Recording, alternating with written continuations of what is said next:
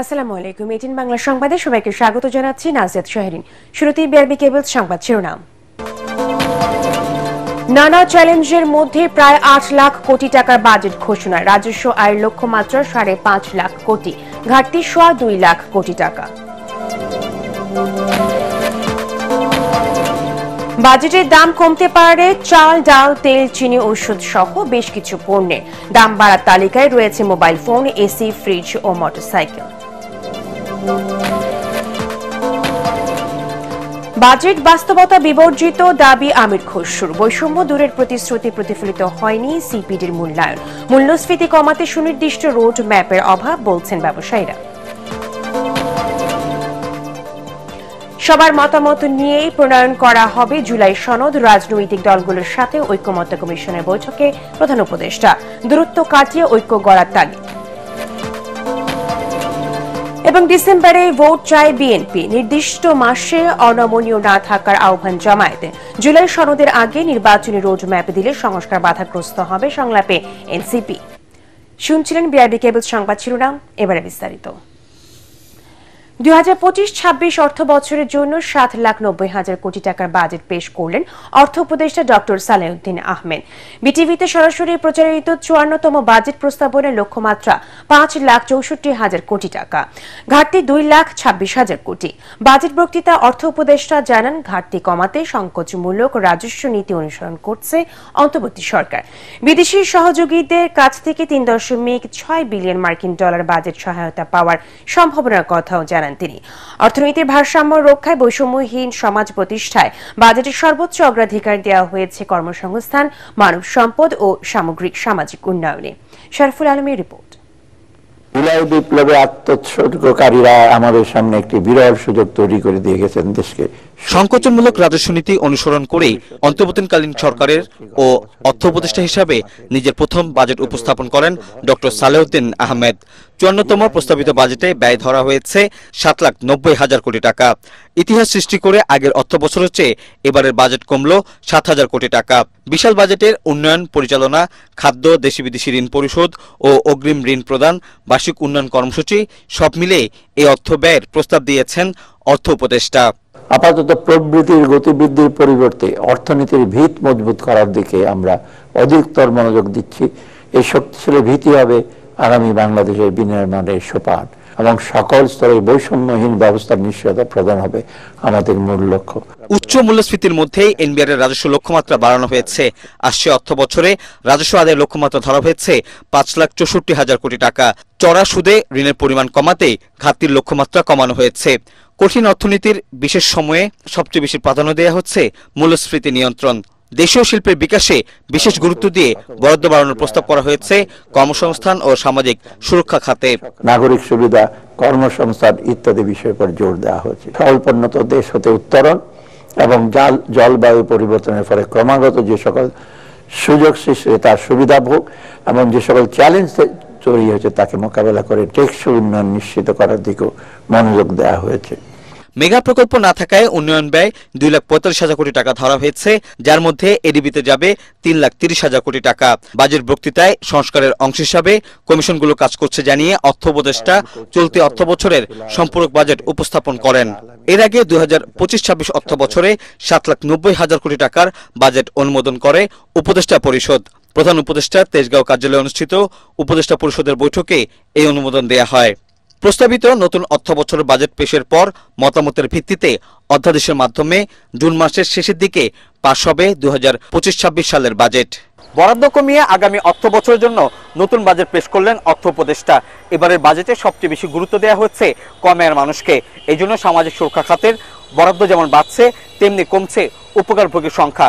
বিশ্লেষকরা বলছেন, উপকারভোগীর জন্য যে অর্থ বরাদ্দ দেওয়া হোক না কেন তা যেন সঠিকভাবে সবার কাছে পৌঁছায়, তা বাস্তবায়ন করতে হবে সরকারকেই। শরফুল আলম, এটিএন বাংলা, ঢাকা। প্রস্তাবিত বাজেটে কমতে পারে চিনি, চাল, ডাল, পরিশোধিত তেল, এলএনজি, তরল দুধ, ক্যান্সারের ঔষধ, ইনসুলিন, কৃষি যন্ত্রপাতি, বাস, মাইক্রোবাস, ই বাইকে। তালিকায় রয়েছে আইসক্রিম, বিদেশি পোশাক ও জুতা এবং গাড়ির বিভিন্ন অংশ।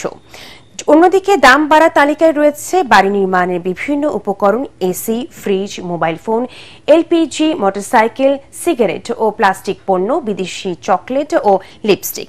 বাজেটে দাম বাড়া কমা নিয়ে দেখুন তরিক ইসলামের রিপোর্ট। বাজেটে সাধারণ মানুষকে স্বস্তি দিতে কর ছাড় দেওয়ার প্রস্তাব রয়েছে বেশ কিছু পণ্যে।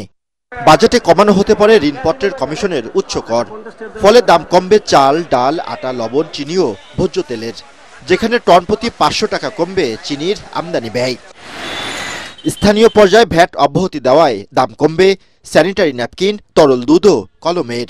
সম্পূরক শুল্ক কমানোর ফলে দাম কমবে বিদেশি মাছ ও মাংস, পোশাক, জুতা ও বিদেশি প্লাস্টিক পণ্যের। স্যামন, টুনা ইত্যাদি মাছের উপর সম্পূরক শুল্ক কমানো হয়েছে। দাম কমার তালিকায় রয়েছে বাস, মাইক্রোবাস, ই বাইক, বাসের টায়ার সহ বিভিন্ন যন্ত্রাংশের। ভ্যাট অব্যাহতি থাকায় দাম কমবে বড় আকারের মনিটরের। এছাড়া দাম কমার তালিকায় রয়েছে এলএনজি, তরল দুধ, ক্যান্সারের ওষুধ, ইনসুলিন ও কৃষি যন্ত্রপাতির। বাজেটে রাজস্ব লক্ষ্যমাত্রা ধরা হয়েছে ৫,৬৩,০০০ কোটি টাকা। বিশালের লক্ষ্যমাত্রা পূরণে নতুন করে কর বসানো হয়েছে বেশ কিছু পণ্যের। ভ্যাট অব্যাহতি সুবিধা কমানোয় বাজেটে দাম বাড়তে পারে মুঠোফোন, ওয়াশিং মেশিন ও ব্লেন্ডারের। দাম বাড়বে থালা বাসন সহ তৈজসপত্রের। তবে ভ্যাট ছাড় দেওয়া হয়েছে পরিবেশ বান্ধব তৈজসপত্রের। দাম বাড়ার তালিকায় রয়েছে গৃহ নির্মাণের বিভিন্ন উপকরণের। দাম বাড়বে রড, সিমেন্ট, লিফট, বার অ্যাঙ্গেল, টাইলস, স্ক্রু, নাটবোল্ট ও নির্মাণ সামগ্রীর। খরচ বাড়বে এলপিজি সিলিন্ডারে, ফলে বাড়তে পারে খাওয়ার বিল। দাম বাড়বে শিশু খাদ্য ও বিদেশি চকলেটের। বাজেটে দাম বাড়ায় তালিকায় রয়েছে সিগারেট, ফ্রিজ, শীতাতপ মেশিন, দেশি বিদেশি আমদানিকৃত গাড়ি, খেলনা, মোটরসাইকেল ও ইজি বাইকের যন্ত্রাংশের, যা কার্যকর হবে ১ জুলাই থেকে। তরিক ইসলাম, এটিএন বাংলা, ঢাকা। ২০২৫-২৬ অর্থ বছরের বাজেটে বিশেষ কয়েকটি খাতে বরাদ্দ দিয়েছেন অর্থ উপদেষ্টা ডক্টর সালেউদ্দিন আহমেদ। জুলাই অভ্যুত্থানে শহীদ পরিবার ও আহতদের জন্য ৪০৫ কোটি ২০ লাখ টাকা বিশেষ বরাদ্দের প্রস্তাব করেছেন তিনি। চলতি অর্থ বছরে তাদের কর মুক্তিও দেওয়া হয়েছে। নতুন করদাতাদের ন্যূনতম কর এবার ধরা হয়েছে ১,০০০ টাকা। বাজেট বক্তৃতায় অর্থ উপদেষ্টা বলেছেন, নির্বাচনের মাধ্যমে গণতান্ত্রিক সরকারের হাতে ক্ষমতা তুলে দিতে চায় অন্তর্বর্তী সরকার। তবে এবারে বাজেটে জাতীয় নির্বাচনের জন্য নেই বিশেষ কোনো বরাদ্দ। ইমদাদুল্লাহ বাবুর রিপোর্ট। বিপ্লবী ছাত্র জনতার রক্তের বিনিময়ে ৫ আগস্ট বিদায় নেয় ফ্যাসিবাদী আওয়ামী লীগ সরকার। পরবর্তীতে গঠিত অন্তর্বর্তী সরকার সোমবার তাদের প্রথম বাজেট উপস্থাপন করে জাতির সামনে। সরকারের অর্থ উপদেষ্টার প্রস্তাবিত বাজেটে ছিল বেশ কিছু বিশেষ খাতে বরাদ্দ। এর মধ্যে রয়েছে জুলাই বিপ্লবের শহীদ পরিবার এবং আহতদের জন্য বিশেষ বরাদ্দ। এছাড়াও চলতি অর্থ বছরে কর দিতে হবে না জুলাই যোদ্ধা ও তাদের পরিবারকে। আগামী ২০২৬-২৭ অর্থ বছরে আয় ৫,২৫,০০০ টাকা হলে দিতে হবে কর। আর তরুণ উদ্যোক্তাদের জন্য রয়েছে ১০০ কোটি টাকার বিশেষ বরাদ্দ। শীঘ্রই জুলাই গণঅভ্যুত্থানের শহীদদের পরিবার এবং আহতদের জন্য ভাতা প্রদানের লক্ষ্যে নীতিমালা প্রণয়ন করা হবে। এছাড়াও তাদের চিকিৎসা ও পুনর্বাসনের জন্য প্রয়োজনীয় কার্যক্রম গ্রহণ করা আছে। আগামী ২০২৫-২৬ অর্থ বছরে জুলাই গণঅভ্যুত্থানের শহীদদের পরিবার এবং আহতদের জন্য ৪২৫ কোটি ২০ লক্ষ টাকা বরাদ্দ রাখার প্রস্তাব করছি।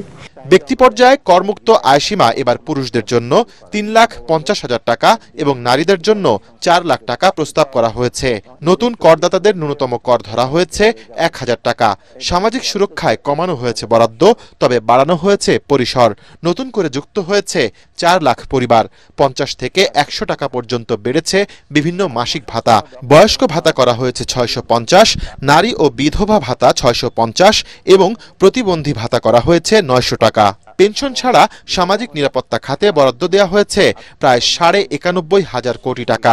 সরকারি চাকরিজীবীদের বিশেষ সুবিধা দিতে অর্থ বরাদ্দের প্রস্তাব করেছেন অর্থ উপদেষ্টা। তিনি বলছেন, বাজেটে মানুষের জীবিকার নিরাপত্তায় দেয়া হয়েছে বিশেষ গুরুত্ব। অর্থনৈতিক স্থিতিশীলতা ফিরিয়ে এনে একটি উন্নত সমাজ বিনির্মাণের উদ্দেশ্যে আমরা যে সকল কার্যক্রম গ্রহণ করেছি তার মূল লক্ষ্য হচ্ছে শূন্য দারিদ্র্য, শূন্য বেকারত্ব এবং শূন্য কার্বন ভিত্তিক সমাজ বিনির্মাণ, যার মাধ্যমে আমূল পরিবর্তন হবে দেশের মানুষের জীবনমানের এবং মুক্তি মিলবে বৈষম্যের দুষ্ট চক্র থেকে। 2025-26 অর্থ বছরে নির্বাচন কমিশন সচিবালয়ের জন্য বরাদ্দ দেওয়া হয়েছে 2956 কোটি টাকা। তবে জাতীয় নির্বাচনের জন্য বাজেটে আলাদা কোনো বরাদ্দ নেই।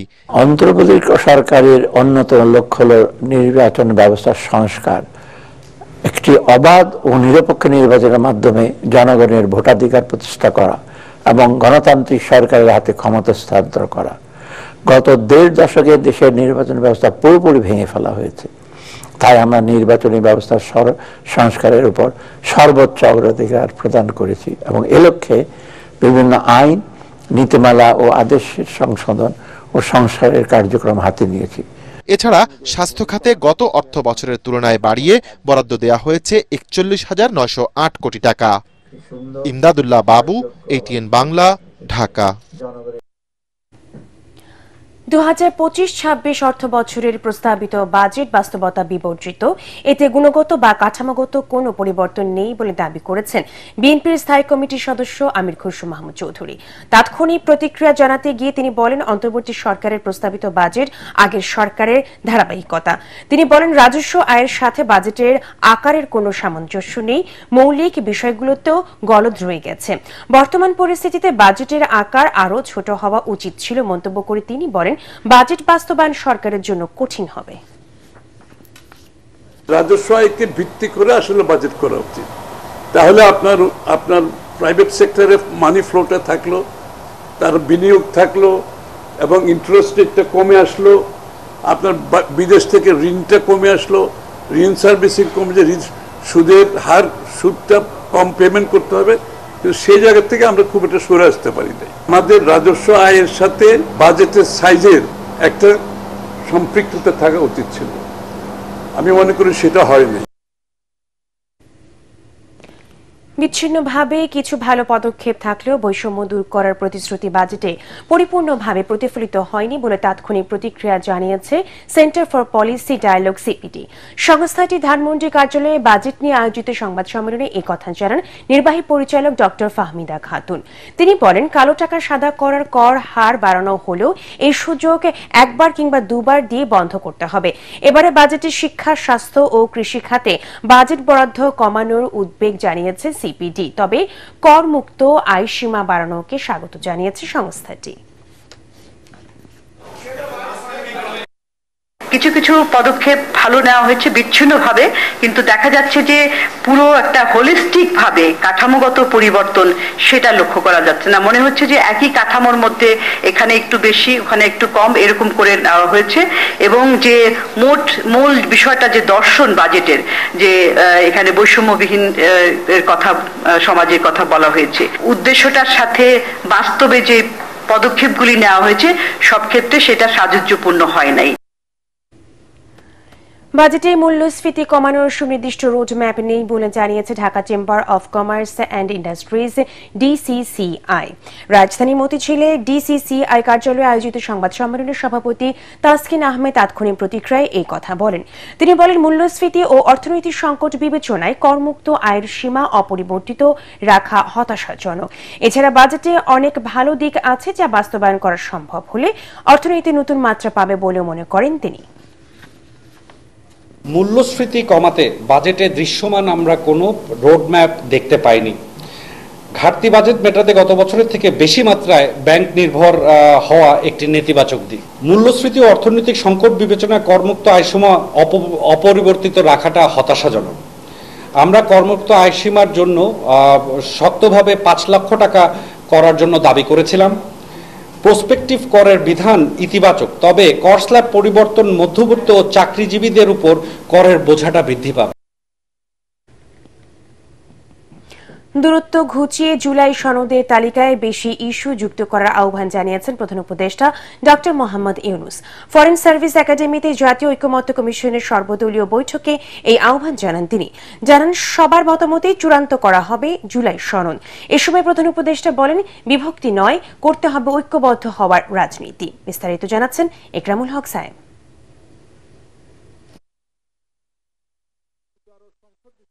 দ্বিতীয় দফায় সর্বদলীয় বৈঠক করল জাতীয় ঐকমত্য কমিশন। এই আয়োজনকে ঘিরে বিভিন্ন রাজনৈতিক দলের নেতাদের মিলন মেলা হয় ফরেন সার্ভিস একাডেমি সম্মেলন কক্ষে। প্রধান উপদেষ্টা ও জাতীয় ঐকমত্য কমিশনের সভাপতি অধ্যাপক ডক্টর মোহাম্মদ ইউনূস উদ্বোধনী বক্তব্য রাখেন। বলেন, জাতির প্রকৃত ভবিষ্যৎ রচনা করছে ঐকমত্য কমিশন। সবাই মিলে বাংলাদেশের প্রকৃত ভবিষ্যৎ রচনা করা হচ্ছে, এটা আমাকে শিহরণ জায়গায় যে অত্যন্ত আনন্দিত হয়েছে যে কত গভীরভাবে আপনারা এটাতে গিয়েছেন এবং শুধু ওনাদের সঙ্গে কমিশনের সঙ্গে আলাপ করে না, নিজেদের ভেতরে আলাপ করেছেন এবং আন্তরিকভাবে বুঝে আমাদেরকে বলার চেষ্টা করেছেন, আপনাদের সঙ্গে বিতর্ক করেছেন কমিশনের সঙ্গে। এটা আমাকে অত্যন্ত হৃদয়ে টাচ করে আমাকে, যে এরকম আগ্রহ নিয়ে সবাই যদি আমরা বসি নিশ্চয়ই একটু ভালো কিছু এর মধ্যে থেকে আসবে। জুলাই সনদের মাধ্যমে অনেকগুলো বিষয়ে একমত হওয়ার গুরুত্ব তুলে ধরেন প্রধান উপদেষ্টা। আশা করেন বিভিন্ন বিষয়ে দূরত্ব কমার। মিলিয়ে শেষ পর্যন্ত আমরা জুলাই সনদ করব, এইটাই হলো আমাদের লক্ষ্য, যেখানে আমরা সবার ঐকমত্যগুলো তুলে ধরব। অনেকগুলো বিষয় হচ্ছে কাছাকাছি এসে গেছি, আরেকটু হলে আমাদের তালিকাতে আরেকটা সুপারিশ যুক্ত হয় ওই ঐকমত্যের সুপারিশে। তো এই সুযোগ যেন আমরা হারিয়ে না ফেলি। এই দ্বিতীয় পর্বের আমি যদ্দূর বুঝছি, প্রফেসর রিয়াসা তারা ব্যাখ্যা করবেন যে এই আলাপটা নিয়ে যেটুকু তফাৎ ছিল, দূরত্ব ছিল, সেই দূরত্বকে গুছিয়ে এনে যাতে আমাদের জুলাই সনদে বর্তমানে যতগুলো ঐকমত্যের বিষয় আছে তার মধ্যে যে আরো কিছু যোগ করতে পারে, দেখতে সুন্দর লাগবে। জাতীয় একটা সনদ হলো, অনেকগুলো বিষয়ে আমরা একমত হতে পেরেছি। জাতি হিসেবে আমরা গর্বিত জাতি হিসেবে দাঁড়াতে পারে যে আমরা তো এরকম বিভক্তিকরণ প্রক্রিয়ার মধ্যে রাজনীতি সৃষ্টি করিনি, আমরা সৃষ্টি করছি ঐক্যবদ্ধ হওয়ার জন্য, দেশের উন্নতির জন্য, দেশের মঙ্গলের জন্য। 28টি দল ও 2টি জোটের প্রতিনিধি অংশ নেয় বৈঠকে। বিএনপি, জামাত ও এনসিপির 3 জন করে প্রতিনিধি ও অন্যান্য দলের 1 জন করে প্রতিনিধি বৈঠকে অংশ নেন। ইকরামুল হক সায়েম, এটিএন বাংলা, ঢাকা। আগামী 1 মাসের মধ্যে সংস্কার শেষ করে ডিসেম্বরের নির্বাচনের দাবি জানিয়েছেন বিএনপির স্থায়ী কমিটির সদস্য সালাউদ্দিন আহমেদ। জাতীয় ঐকমত্য কমিশনের সংলাপ শেষে একথা বলেন তিনি। 1 মাসের মধ্যে সংস্কার শেষ করার বিষয়ে জামায়াত একমত হলেও ডিসেম্বর থেকে এপ্রিলের মধ্যে সুবিধাজনক সময় নির্বাচনের পরামর্শ দিয়েছে দলটি। নির্দিষ্ট একটি মাসে নির্বাচনের বিষয়ে অনমনীয় না থাকার আহ্বান জানায় জামায়াত। অপরদিকে জুলাই সনদের আগে নির্বাচনের তারিখ ঘোষণা করলে সংস্কার কার্যক্রম বাধাগ্রস্ত হবে বলে মনে করে এনসিপি। আরো জানাচ্ছেন ইয়াসিন রানা। রাজনৈতিক দলগুলোর সাথে দ্বিতীয় দফায় সংলাপ শুরু করেছে জাতীয় ঐকমত্য কমিশন। ফরেন সার্ভিস একাডেমিতে এই সংলাপে 28টি দল ও 2টি জোটের প্রতিনিধিরা অংশ নেন। ডক্টর ইউনূসের ওপর আস্থা রেখেই বেশিরভাগ দল সংস্কার, গণহত্যার বিচার ও নির্বাচন ইস্যুতে একমত থাকার বিষয়ে বক্তব্য দেয়। ডিসেম্বরে নির্বাচন করতে না পারলে সে বিষয়েও সরকারকে ব্যাখ্যা দেওয়ার দাবিও জানায় কয়েকটি রাজনৈতিক দল। ফ্রেমওয়ার্ক না থাকলে এই কমিশন আসলে কি অ্যাচিভ করতে চায়, কিভাবে অ্যাচিভ করবে এবং কোন ডেডলাইনের মধ্যে অ্যাচিভ করবে, এই স্বচ্ছতা এবং জবাবদিহিতাটা থাকে না। যেসব বিষয় দ্বিমত আলোচনার পরও থেকে যাবে সেগুলো জনগণের মধ্যে যাবে, নির্বাচনের মধ্যে যাবে। যে দলকে জনগণ বিজয়ী করবে তারাই সেগুলো বাস্তবায়ন করবে। সংস্কারগুলোতে যে আমরা এতগুলো রাজনৈতিক দল এবং নাগরিকরা ঐক্যমত পোষণ করছি, এইটাকে জুলাই সনদ না বলে বরঞ্চ একেবারে এটাকে একটা জাতীয় সনদ হিসেবে আমরা গ্রহণ করে একটা গণভোটের মাধ্যমে এর একটা গণভিত্তি দিতে পারি। যে দেশের অবস্থা বিরাজমান অবস্থা আছে, নির্বাচন এবং বিচার এবং সংস্কার এর মধ্যে কোনো বিরোধ নাই। জাতীয় নির্বাচনের বিষয়ে সুস্পষ্ট বক্তব্য না দিয়ে সংস্কার ও জুলাই সনদের ওপর গুরুত্ব দিয়েছে জাতীয় নাগরিক পার্টি এনসিপি। সুষ্ঠু নির্বাচনের জন্য ইসি পুনর্গঠনেরও দাবি জানান এনসিপি আহ্বায়ক নাহিদ ইসলাম। 5ই আগস্টের আগেই এই জুলাই মাসের মধ্যেই যাতে জুলাই সনদটি কার্যকর করা হয়, সকলের স্বাক্ষর নিয়ে আমরা যাতে জুলাই সনদ করতে পারি এবং জুলাই সনদ কার্যকর হওয়ার আগে নির্বাচনের তারিখ ঘোষণা করা ঠিক হবে না।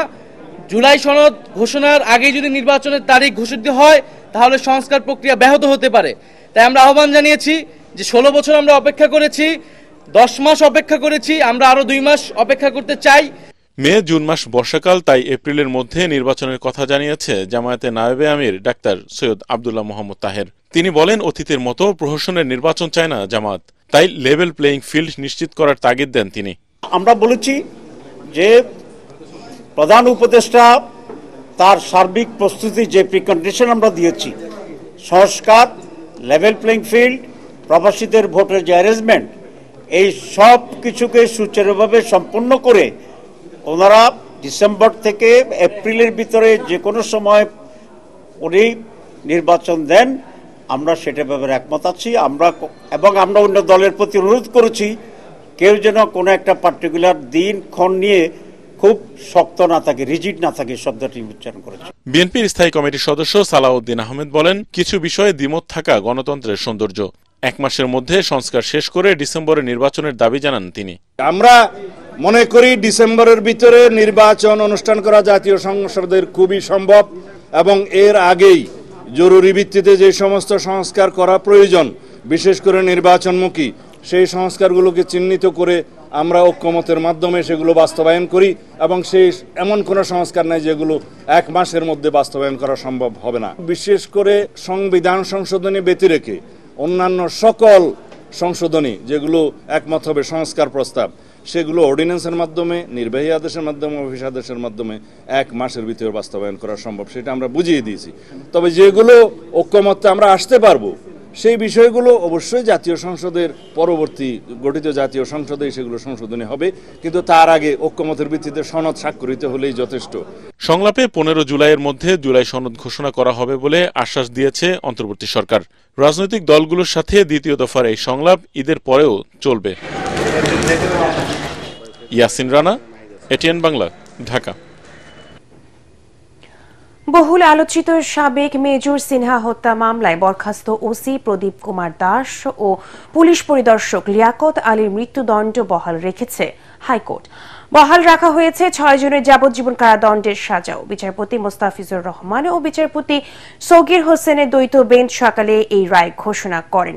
রায়ে সন্তোষ প্রকাশ করেছে নিহত সিনহার পরিবার ও রাষ্ট্রপক্ষ। তবে তৎকালীন পুলিশ ও র্যাবের শীর্ষ কর্মকর্তাদের চাপে কক্সবাজার পুলিশের অনেকে ধরাছোঁয়ার বাইরে বলে অভিযোগ বাদী ও তার সহযোগীদের। বিস্তারিত জানাচ্ছেন হুমায়ুন চিস্তি।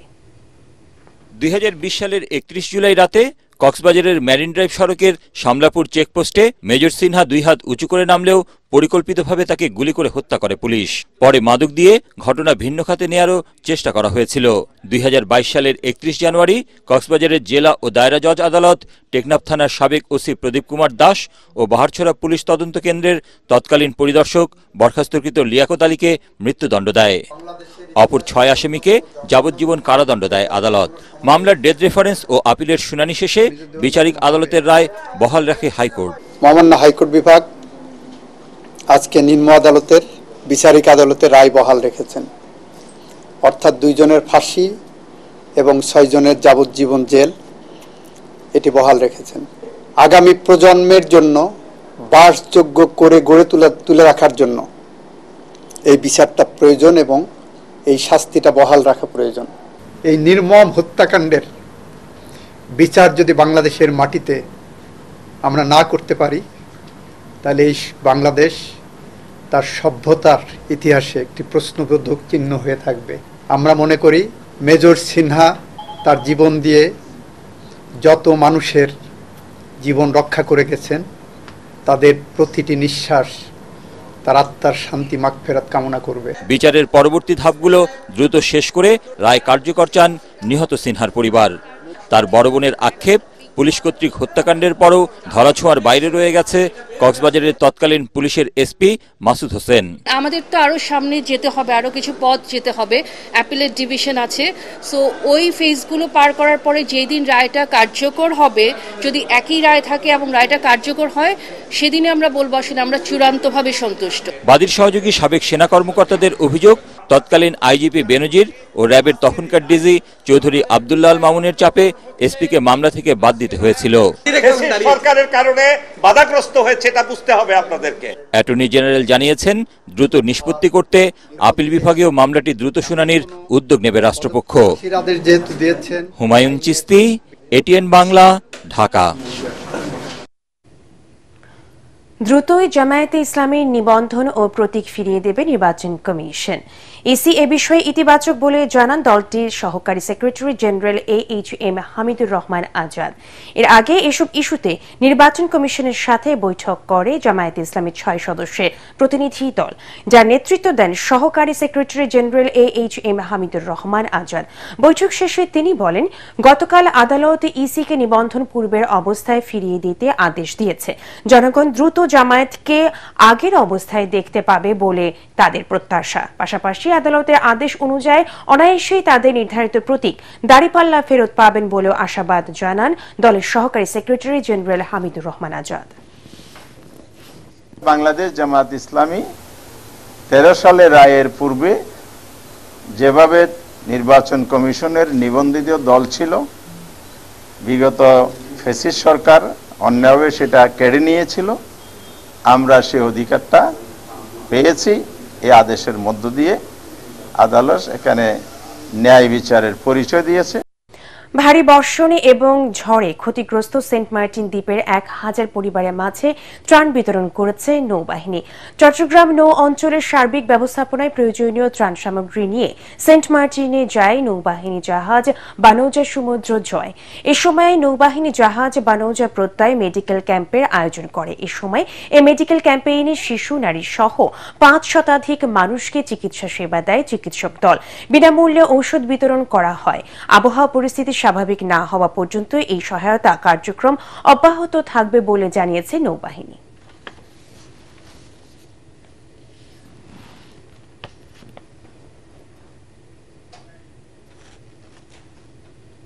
আল আরাফা ইসলামী ব্যাংক অর্থ সংবাদ।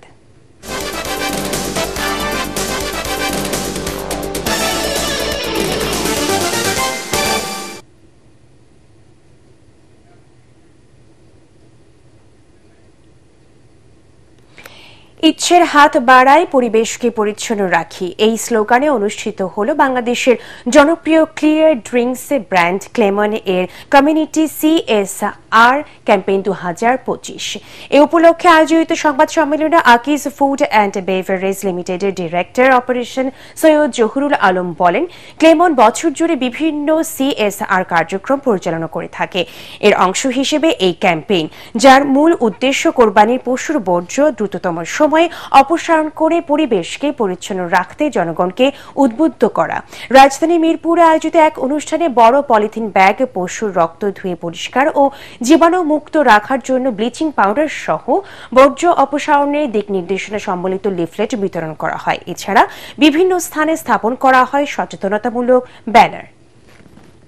অনুষ্ঠানে আকিজ ফুড অ্যান্ড বেভারেজ লিমিটেডে CMO Maidul Islam, senior brand manager Abdul Aziz সহ অন্যান্য কর্মকর্তারা উপস্থিত ছিলেন।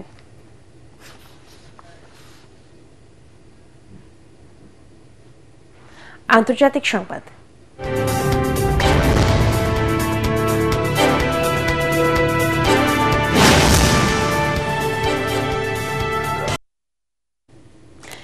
ইংলিশ চ্যানেল পাড়ি দিয়ে একদিনে যুক্তরাজ্যে ঢুকলেন প্রায় 1200 অবৈধ অভিবাসী। ব্রিটিশ স্বরাষ্ট্র মন্ত্রণালয় জানিয়েছে, গত শনিবার 1194 জন অভিবাসী 18টি ছোট নৌকায় করে দেশটিতে পৌঁছেছেন। চলতি বছর এ পর্যন্ত একদিনে এটি সর্বোচ্চ অভিবাসন প্রত্যাশী যুক্তরাজ্যে প্রবেশের ঘটনা।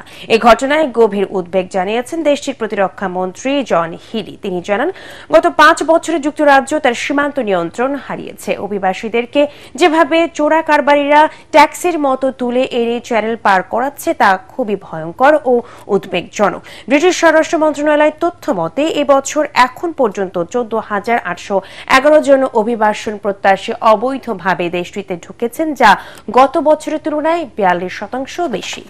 খেলার খবর।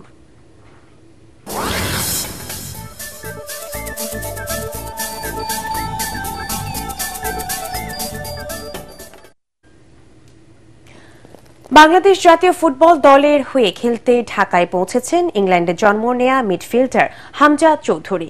সকাল 10:30টায় ঢাকার হযরত শাহজালাল আন্তর্জাতিক বিমানবন্দরে পা রাখেন তিনি। আসন্ন AFC এশিয়ান কাপ 2027 বাছাইয়ে সিঙ্গাপুরের বিপক্ষে আগামী 10 জুন গুরুত্বপূর্ণ ম্যাচ খেলবে হাভিয়ের ক্যাব্রেরার দল। এছাড়াও 4 জুন ভুটানের বিপক্ষে একটি ফিফা টায়ার 1 আন্তর্জাতিক প্রীতি ম্যাচেও মাঠে নামবে লাল সবুজ দলের প্রতিনিধিরা। রাতে দলের অনুশীলন সেশনে যোগ দেবেন Hamza Chowdhury. I just wanted to say thank you to all the fans, media and journalists for my reception again. I'm looking forward to meeting up with the team and preparing for 2 big games. So inshallah we'll be successful and hopefully I'll see you all there to support us. পুরস্কার বিতরণীর মধ্য দিয়ে শেষ হল mister Dhaka শরীর গঠন প্রতিযোগিতা। জাতীয় ক্রীড়া পরিষদ টাওয়ারে 2 দিনের প্রতিযোগিতা শেষে বিজয়ীদের পুরস্কৃত করেন বাংলাদেশ শরীর গঠন ফেডারেশনের সভাপতি মোস্তফা কামাল। এবারের প্রতিযোগিতায় 10টি ক্যাটাগরিতে রাজধানী ঢাকার 150টি ক্লাবে 220 জন শরীর গঠনবিদ অংশ নেন। প্রতিযোগিতার সমাপনী দিনে মিস্টার বাংলাদেশ তামির আনোয়ারকে সম্মাননা দেওয়া হয়। অনুষ্ঠানে অন্যান্যের মধ্যে উপস্থিত ছিলেন বাংলাদেশ বডি বিল্ডিং ফেডারেশনের সাধারণ সম্পাদক ডাক্তার কামরুজ্জামান, যুগ্ম সম্পাদক খালেদ আব্দুল্লাহ বাবু, সদস্য মোহাম্মদ ইলিয়াস ও রুশলান হোসেন।